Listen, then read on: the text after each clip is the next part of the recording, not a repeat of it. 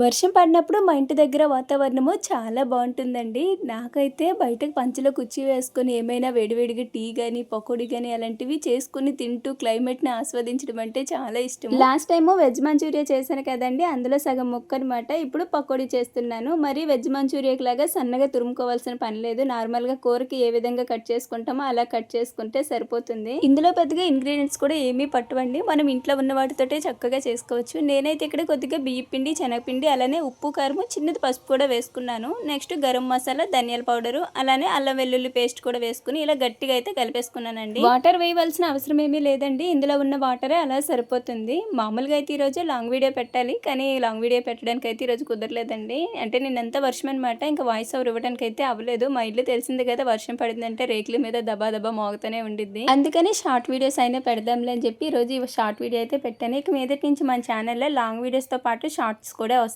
So అవి ఇవి చూసి మన ఛానల్ని సపోర్ట్ చేయండి. పకోడీ అయితే రెడీ. సో ఇంతేనండి, చాలా సింపుల్. బాయ్.